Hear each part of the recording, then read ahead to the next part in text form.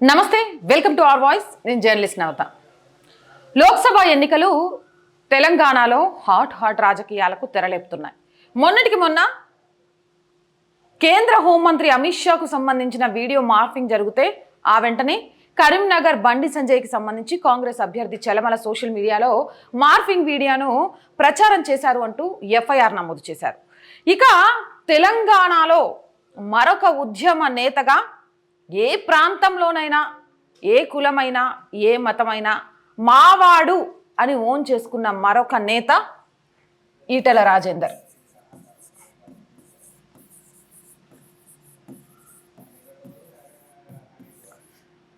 మల్కాజ్గిరి దేశంలోని అతిపెద్ద parliament segment. ఇక్కడ నుంచి లోక్సభ బరిలో దిగారు. ఒకసారి 3 పార్టీల నుంచి అభ్యర్థులు ఎవరెవరు దిగారు బరిలోకి అనేది చూసుకునే ముందు వరుసగా 2-3 రోజుల నుంచి సోషల్ మీడియాలో ఈటెల రాజేందర్ టార్గెటెడ్గా కొన్ని కథనాలను మనం చూస్తూ ఉన్నాం, వింటూ ఉన్నాం. అసలు దీనికి కారణం ఎవరు? కారకులు ఎవరు? నిజంగా ఒక వ్యక్తి అవినీతి చేస్తే, నిజంగా ఒక వ్యక్తి అసత్యుడైతే, నిజంగా ఒక వ్యక్తి ప్రజానాయకుడు కాకపోతే ప్రజల మన్ననలు పొందగలుగుతారా? ఎప్పుడో ఉమ్మడి ఆంధ్రప్రదేశ్లో ఉన్నప్పుడు జరిగిన సంఘటన లేదా ఇష్యూ ఇప్పటిదాకా కూడా తెర వెనిగే ఉంటుందా? ఎన్నికల సమయంలోనే ఇలాంటి వీడియోలను ఎందుకు బయటకు తీసుకొస్తున్నారు? ఎన్నికల సమయంలోనే ఇలాంటి ఆరోపణలు ఎందుకు వస్తున్నాయి? కారణం మల్కాజ్గిరి సెగ్మెంట్. మల్కాజ్గిరి సెగ్మెంట్ నుంచి ఈటెల రాజేందర్ బీజేపీ నుంచి బరిలో ఉంటే, సునీతా మహేందర్ కాంగ్రెస్ నుంచి బరిలో ఉంటే, లక్ష్మారెడ్డి బీఆర్ఎస్ నుంచి బరిలో ఉన్నారు.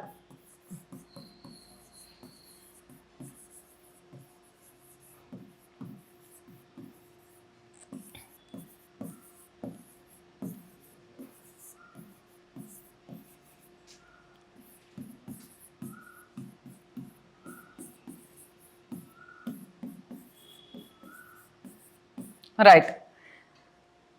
తెలంగాణలో బీజేపీ ఈజీగా గెలవబోయే సీట్లు అంటే నల్లేరు మీద నడకగా మారిన సీట్ల పేరు కొన్ని చెప్పమంటే టకా చెప్పే పేర్లలో మొదటి 3 స్థానాలలో మల్కాజ్గిరి ఒకటి. నల్లేరు మీద నడకలాగా ఈటెల రాజేందర్ గెలుపు మల్కాజ్గిరిలో తథ్యం అనేది ఈరోజు దేశంలోని అతిపెద్ద పార్లమెంట్ సెగ్మెంట్ అయిన మల్కాజ్గిరిలో వినిపిస్తున్న మాట. దీనికి నిదర్శనం ఈ మధ్యకాలంలో జరిగిన జేపీ నడ్డా ర్యాలీ కానీ, అంతకుముందు జరిగిన మోదీ ర్యాలీ కానీ, అలాగే ఈటెల రాజేందర్ ర్యాలీలలో కానీ ప్రజలు చూపిస్తున్న ఆదరాభిమానాలు. ఈటెల రాజేందర్కి బీజేపీ పార్టీ ఎంతైతే ప్లస్ అవుతూ వచ్చిందో, ఈటెల రాజేందర్ కూడా బీజేపీ పార్టీకి అంతే ప్లస్ అవుతూ వచ్చారు. ఏ విధంగా అంటే నరేంద్ర మోదీ చిత్రపటం చూస్తే చాలు ఓట్లు పడతాయి అనే నుంచి నరేంద్ర మోదీ నాయకత్వంలో దేశం అభివృద్ధి చెందగలుగుతుంది అనుకుంటే ఖచ్చితంగా ఈటెల రాజేందర్ ఏమంటారు సమక్షంలో మల్కాజ్గిరి అభివృద్ధి చెందుతుంది అనేంత నమ్మకంగా మల్కాజ్గిరి ప్రజలు ఉన్నారు. ఇక్కడ ఈ వీడియో చూస్తున్నా పనిగట్టుకొని కామెంట్స్ చేయాలి అని చూసే కొంతమంది మరి హుజూరాబాద్ ఎలక్షన్స్లో ఎలా ఓడిపోయాడు, అంత ప్రజాభిమానం ఉంటే అని మాట్లాడొచ్చు. దానికి నిలువెత్తు నిదర్శనమే ఇప్పటి ముఖ్యమంత్రి రేవంత్ రెడ్డి, గత ముఖ్యమంత్రి కేసీఆర్ చెప్పిన వ్యాఖ్యలు, ఫోన్ ట్యాపింగ్, అలాగే సెంటిమెంట్ రాజకీయాలతో పిల్లలను అస్త్రంగా పెట్టి మా శవయాత్ర గెలుపు యాత్ర అంటూ రాజేసిన ఒక సెంటిమెంట్. ఫోన్ ట్యాపింగ్ ఒకవైపు, అక్రమంగా డబ్బుల పంపిణీ మరొక వైపు. ఇది ఆర్ వాయిస్ చెప్తున్న మాటో లేకపోతే మరొకరు చెప్తున్న మాట కాదు. స్వయంగా ఇప్పటి కాంగ్రెస్ ప్రభుత్వ హయాంలో ఫోన్ ట్యాపింగ్ వ్యవహారం బయటికి రావడంతో చాలా బడా లీడర్ల ఫోన్లు ట్యాప్ అయ్యాయి, చాలా నియోజకవర్గాలకు పోలీస్ వెహికల్లలోనే పైసలు వెళ్ళాయి అంటూ కాంగ్రెస్ ప్రభుత్వం దీనికి సంబంధించిన విషయాలను బయటికి రావడం, దాన్ని పెద్ద ఎత్తున మీడియాలో కూడా ప్రచారం కావడం చూసాం. ఇక అక్కడ బీఆర్ఎస్ పార్టీ తరపు నుంచి అభ్యర్థిగా నిలిచిన పాడి కౌశిక్ రెడ్డికి వ్యక్తిగతంగా ఎలాంటి పేరు ప్రతిష్టలు లేకపోయినా గవర్నర్ లాంటి మహిళని, అక్కడ లోకల్గా ఉన్న ప్రజలని కొన్ని ఇబ్బందులు పెట్టినప్పటికీ కుటుంబంతో సహా శవయాత్ర చేస్తా అన్న ఆయన మాటలు తెలంగాణ బిడ్డలం, శత్రువైనా సరే కింద పడితే అయ్యో పాపం అంటాం. గజాలి 12 సంవత్సరాల 13 సంవత్సరాల తన బిడ్డను కూడా తీసుకొచ్చి రాజకీయంలో ప్రచారం చేయించుకుంటూ, అరే గిని ఓడిపోతే అసలే తిక్కోడు, ఆ పిల్లని కూడా ఏమన్నా చేస్తాడా, నిజంగా చేస్తాడా అని ప్రజల్ని భయపెట్టిన తీరు, దీనికి సంబంధించి ఆ తర్వాత చివాట్లు కూడా పడ్డాయి. చివాట్లు పడ్డా చేసేదేం లేదు. ఈ ఫోన్ ట్యాపింగ్ వ్యవహారం సిబిఐకి అప్పచెప్పాలని ఇప్పటికే బీజేపీ కోరుతుంది. ఈ ఫోన్ ట్యాపింగ్ వ్యవహారంలో అసలు వాస్తవాలు బయటకు గనక వస్తే ఖచ్చితంగా చాలా చోట్ల చాలా మంది ఎమ్మెల్యేలు గద్దె దిగాల్సిన పరిస్థితి వస్తుంది. అందులో హుజురాబాద్ కూడా ఉంటుంది అంటూ సోషల్ మీడియాలో అయితే చర్చ నడుస్తోంది. ఈ నేపథ్యంలో ఈటెల రాజేందర్ కూడా చాలా సందర్భాల్లో చెప్పారు ఫోన్ ట్యాపింగ్ బాధితుల్లో నేను కూడా ఒకలని అని. అది కాసేపు పక్కన పెట్టేస్తే ఇప్పుడు మల్కజ్గిరిలో పరిస్థితులు ఎలా ఉన్నాయి 3 పార్టీలకు సంబంధించి, అసలు ఈటల మీద కావాలని ఎన్నికలకు 4-5 రోజుల ముందు పని కట్టుకొని వీడియోలో కానీ వార్తలే కానీ ప్రచారం చేయాలని లబ్ధి పొందాలని చూస్తున్న వాళ్ళు ఎవరు, నిజంగా వాళ్ళకు లాభం జరుగుద్దా లేదా అనేది నేను ఈ వీడియో ద్వారా తెలియజేస్తాను. ఎందుకంటే వాస్తవాలను ప్రజల ముందుంచాలి అన్నదే మన ఛానల్ యొక్క ప్రధాన ఉద్దేశం.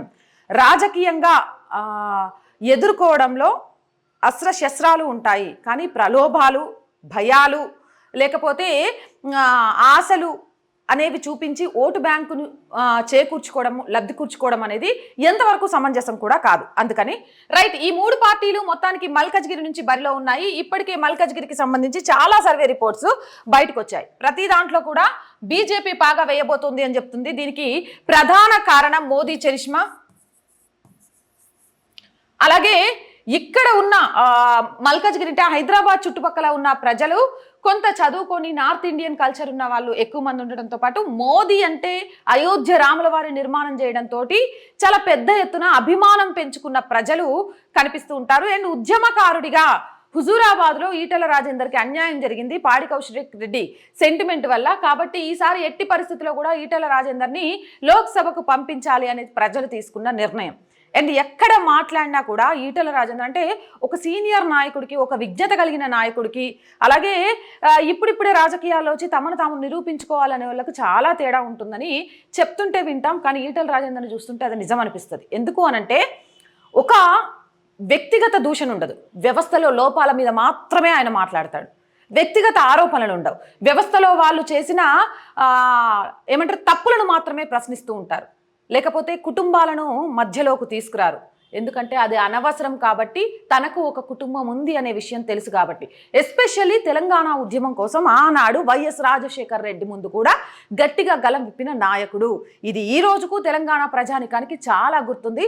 సో ఈటెల రాజేందర్ని లోక్సభకు పంపిస్తే మోదీ దేశాన్ని ఎలా పరిరక్షించుకుంటూ వస్తున్నారో, దేశంలోని అతిపెద్ద పార్లమెంట్ సెగ్మెంట్ అయిన మల్కజ్గిరిని కూడా ఈటెల రాజేందర్ అదే లెవెల్లో దానికి కావాల్సిన అవసరాలను చేకూరుస్తారు అనే ఒక నమ్మకం, ఆ నమ్మకమే ఈరోజు మల్కజ్గిరిలో యునానిమస్గా ఈటెల రాజేందర్ గెలవబోతున్నాడు అంటూ కూడా వార్తలు వస్తున్నాయి.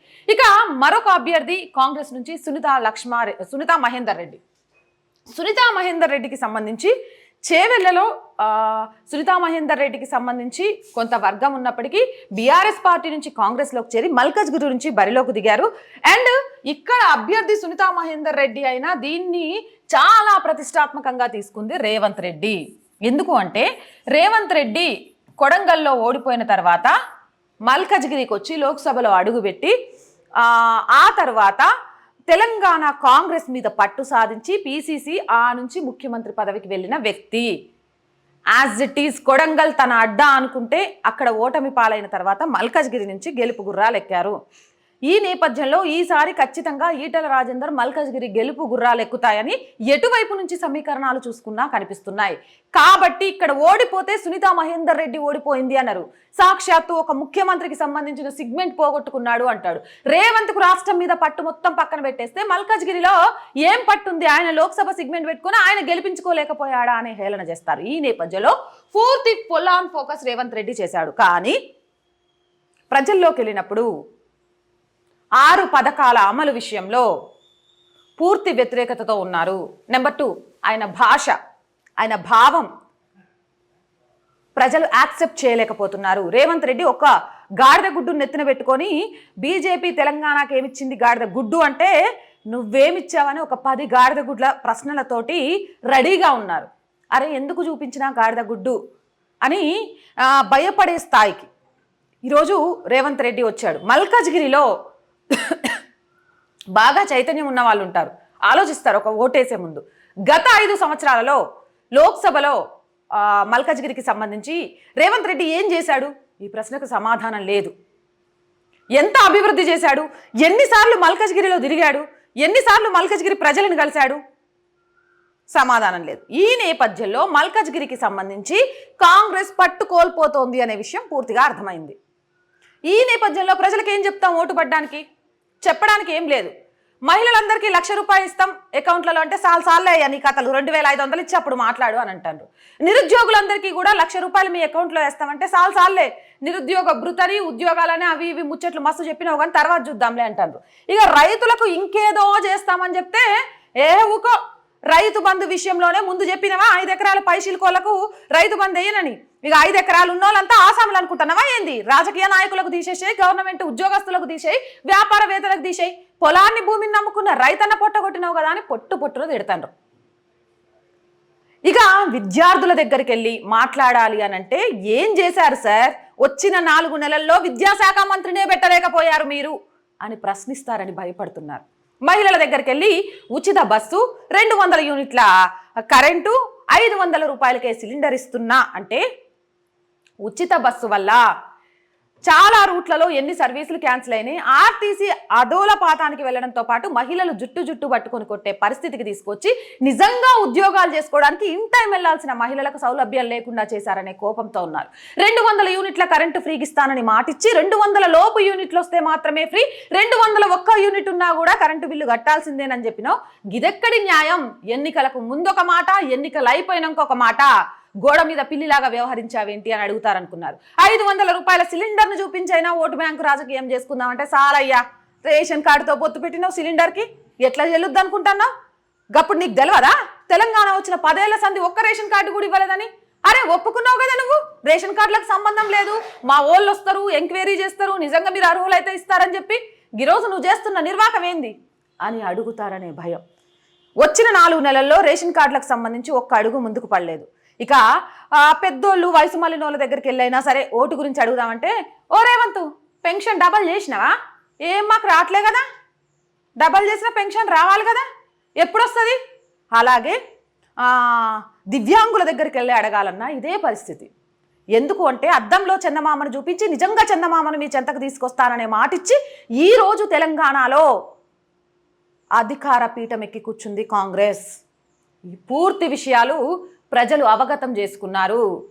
అండ్ మేనిఫెస్టోకు సంబంధించి రాహుల్ గాంధీ మాట్లాడిన వ్యాఖ్యలకు సంబంధించి, అలాగే రైతులకు మేలు చేయడం పక్కన పెట్టేస్తే తెలంగాణలో రైతులను కాంగ్రెస్ ఏమంటారు కన్నీళ్లు పెట్టించడానికి సిద్ధమైపోతుంది అనే ఒక సిగ్మెంట్ నేపథ్యంలో ముఖ్యంగా మల్కజ్గిరిలో రేవంత్ రెడ్డి లోక్సభలో అడుగుపెట్టిన తర్వాత పెద్దగా ప్రభావం చూపిన అంశమే లేదు. వీటన్నిటి నేపథ్యంలో అవన్నీ కూడా పక్కన పెట్టేస్తే మాట, ఒక మనిషికి ఎంత ఆస్తన్నా ఉండనియండి విలువ రాదు, కానీ ఒక మనిషి మాట ప్రవర్తనే ఆ మనిషికి విలువనిస్తాయి. ముఖ్యమంత్రి స్థాయిలకు అడుగు పెట్టిన తర్వాత కేసీఆర్ జుట్లో నుంచి వెళ్ళినలాగా రేవంత్ రెడ్డి మాట్లాడుతున్న వ్యాఖ్యలు ఈరోజు ఏంటి? రేవంత్ రెడ్డి ఇలా తయారయ్యాడు. అరే స్టేజ్ ఎక్కిండు, గుజరాత్ మోడల్లో తెలంగాణను తీర్చిదిద్దుతామన్నాడు, నరేంద్ర మోదీ లాంటి నాయకులు లేడన్నాడు, నరేంద్ర మోదీ తెలంగాణకు చాలా ఇచ్చాడని చెప్పాడు, ఇక్కడ మూసిని అక్కడ నర్మదా నదిలాగా ప్రక్షాళన చేస్తా అని స్టేజ్ మీద పొగిడి ఎమ్మటే వితిన్ డేస్లోనే నరం లేని నాలుక ఏం మాట్లాడినా ఏం కాదని గాడిద గుడ్డిచ్చిండు. ఏం చేసిండు? మోదీని ఇష్టం వచ్చినట్టు మాట్లాడిండు. అక్కడ మోదీని మాట్లాడటం కాదు, ఒక ప్రధాని స్థాయిలో నిజంగా కూడా నీకు తెలంగాణకు కేంద్రంలో ఉన్న ప్రభుత్వం ఏ సహాయం చేయకపోతే ఆ రోజు ప్రధానమంత్రి ఉన్న స్టేజ్ మీదే మాకు తెలంగాణకు అన్యాయం జరిగిందని ఎందుకు అడగలేకపోయినావు? ఆ రోజు మోదీని ఎందుకు పొగిడావు? ఏ నోటితో పొగిడావు? ఇవన్నీ అక్కడున్న ప్రజలు అవగతం చేసుకున్నారు. సో రేవంత్ రెడ్డి చరిష్మా కూడా మల్కజ్గిరిలో కలిసి రావట్లేదు. రోడ్ షోలు చేసినా కూడా పెద్ద ప్రచారం లేదు, పెద్దగా పట్టించుకునే వాళ్ళు లేరు. ఇక 3వ అభ్యర్థి లక్ష్మారెడ్డి. ఇక ఈయన ఆటలో అరటిపండు. మల్కజ్గిరికి వచ్చేసరికి ఇది నేను అంటున్నమాట కాదు, మల్కజ్గిరి ప్రజలు అంటున్నమాట. ఎందుకు అనంటే కేసీఆర్ ఎవరో ఒకరిని నిలబెట్టాలి కాబట్టి నిలబెట్టిండు అంతే తప్ప ఇక్కడ బీఆర్ఎస్ని నమ్మి ఓట్లేసే వాళ్ళు లేరు. అయితే మీరు అనుకోవచ్చు అసెంబ్లీ ఎలక్షన్ టైంలో రాష్ట్రం అంతా ఒక ఎత్తు అయితే హైదరాబాద్ చుట్టుపక్కల నియోజకవర్గాల్లో ఒక ఎత్తు, అండ్ అలాంటప్పుడు మల్కజ్గిరిలో బీఆర్ఎస్కి అవకాశం లేదని మీరు ఎలా చెప్తారు లక్ష్మారెడ్డి గురించి అంటే, మల్లారెడ్డి టప్ప చప్పట్లు కొడితే కేసీఆర్ వర్షం పడుతుందన్న మల్లారెడ్డే ఇక కాని పనిలే ఈటలన్నా నువ్వే గెలుసుడు ఖాయం, గంత సీనున్నోళ్ళు ఎవ్వరు లేరని బాహాటంగానే చెప్పిన వైనం. ఈరోజు బీఆర్ఎస్ మీద సానుభూతి రాజేయించుకోవడానికి కేసీఆర్ పన్నుతున్న పన్నాగాలను ప్రజలు అర్థం చేసుకుంటున్నారు. 10 ఏళ్లలో భ్రష్టు పట్టించేశాడు తెలంగాణను. కూతురునే సరిదిద్దుకోలేకపోయినాడు, ఇక మళ్ళీ రాష్ట్రాన్ని సరిదిద్దుతానని ఏం చెప్తూ వస్తున్నాడు. ఫోన్ ట్యాపింగ్, ముఖ్యంగా 40 మంది ఆడపిల్లల మాన ప్రాణాలతో ఒక కానిస్టేబుల్ ఆడుకోగలిగాడంటే ఆ విషయం తెలిసి కూడా ఫోన్ ట్యాపింగ్ వివరాలు నా దగ్గర ఉన్నాయి, 4 రోజుల్లో ప్రెస్ మీట్ పెట్టి ఇస్తా అన్న కేసీఆర్ ఈ రోజుకు కూడా ఆ వివరాలు బయటకు ఇవ్వలేదు. ఆ వివరాలు బయటకు ఇవ్వనందుకు నీ దగ్గర ఆధారాలు ఉన్నాయని ప్రజాముఖంగా చెప్పినా మరి బయటకు ఎందుకు ఇవ్వలేదని కాంగ్రెస్ ప్రభుత్వం యాక్షన్ తీసుకోలేదు. దీంతో ఈ రెండింటి మధ్య ఉన్న లోపాయకార ఒప్పందం ఏంటి అనేది ప్రజలకు చాలా క్లియర్గా అవగతమైంది. ఈ నేపథ్యంలోనే ప్రతి చోట కూడా బీఆర్ఎస్ చాలా ప్రాంతాలలో డమ్మీ క్యాండిడేట్లను నిలబెట్టింది. అలాగే ఎక్కడైనా బీఆర్ఎస్ గెలవాలి, ఎంఐఎం గెలవాలి అనుకునే చోట కాంగ్రెస్ కూడా కొన్ని ప్రాంతాలలో డమ్మీ క్యాండిడేట్లను నిలబెట్టింది అంటూ వార్తలను అయితే మనం సోషల్ మీడియాలోనే చూస్తున్నాం. సో ఇక్కడ బీఆర్ఎస్ గురించి మాట్లాడుకోవాల్సిన అవసరమే లేదు. ఇప్పుడు మనం ఇక్కడికి వద్దాం, ఈటెల రాజేందర్ దగ్గరికి. నిజంగా ఈటెల రాజేందర్ స్కామ్లే చేస్తే, నిజంగా ఈటెల రాజేందర్ అవినీతి చేస్తే ఇంతకాలం 10 ఏళ్లలో సరే లాస్ట్ 3 years నుంచి బీజేపీలో ఉన్నాడు, బీఆర్ఎస్ వదిలేసేదా? ఇప్పుడు వచ్చిన కాంగ్రెస్ ఎవరు దొరుకుతారా వాళ్ళను అడ్డదిడ్డంగా చేద్దామా అని చూస్తున్న కాంగ్రెస్ వదులుతుందా? రేవంత్ రెడ్డి ఎంతో ప్రతిష్టాత్మకంగా తీసుకున్నాడు మల్కాజ్గిరి సెగ్మెంట్ని. ఈ నేపథ్యంలో రేవంత్ రెడ్డి డైరెక్ట్ అటాక్ చేయడానికి ఈటెల రాజేందర్ని వదిలేస్తాడా? మరి వీళ్ళెవ్వరూ చేయకుండా ఏదో పని కట్టుకొని 1-2 సోషల్ మీడియాలలో వీడియోలు వైరల్ చేయించినంత మాత్రాన ఈటెల రాజేందర్ చేశాడు అనే విషయాన్ని ప్రజలు నమ్ముతారా అంటే దీని గురించి మాట్లాడటం కూడా అనవసరం అనేది ప్రజాభిప్రాయం. నేను నిన్న ఎల్బీ నగర్ సెగ్మెంట్లోనే ఉన్న ప్రజాభిప్రాయ సేకరణలో భాగంగా అక్కడ ఏం జరుగుతోంది, పథకాలు ఎంతవరకు అమలు అయ్యాయి అనేది ప్రతిరోజు మీరు మన ఛానల్లోనే చూస్తున్నారు. అదే టైంలో అక్కడ సోషల్ మీడియాలో వచ్చిన ఒక వీడియో గురించి మాట్లాడటం జరిగింది. నేను ఎందుకు ఆ వీడియో గురించి మమ్మల్ని అడుగుతున్నారు, మేము ఏమైనా పట్టించుకుంటున్నామా, మాకు తెలియదా అని వాళ్ళు మాట్లాడుతుంటారే. ప్రజలు ఇంత చైతన్యవంతులైపోయారా అంటే నిజమేది అబద్ధమేది అనేది 4th estate-గా ఏమంటారు మాట్లాడుతున్న మీడియా కంటే కూడా ప్రజలు ఎక్కువగా అవగతం చేసుకుంటున్నారా? సిబిఐకి అప్పచెప్పాల్సిన అంశాలు ఈ రాష్ట్రంలో చాలా ఉన్నాయి. దాని గురించి ఏ మీడియా సంస్థ ఎప్పుడు నోరు తెరిచి మాట్లాడలేదు. మేము వెళ్తాం సిబిఐకి అని చెప్పలేదు. కానీ ఈరోజు ఈటెల రాజేందర్ విషయంలో ఎందుకు అలా స్టాండ్ తీసుకొని మాట్లాడుతున్నారు? కారణం ఎవరు? దాని వెనక ఎవరున్నారు? ఇంకా ప్రత్యేకించి చెప్పాల్సిన అవసరం ఉందనుకుంటున్నారా? ఈటెల రాజేందర్ లోక్సభలో అడుగు పెట్టకుండా ఉండాలి అని ప్రయత్నం చేస్తోంది ఎవరు?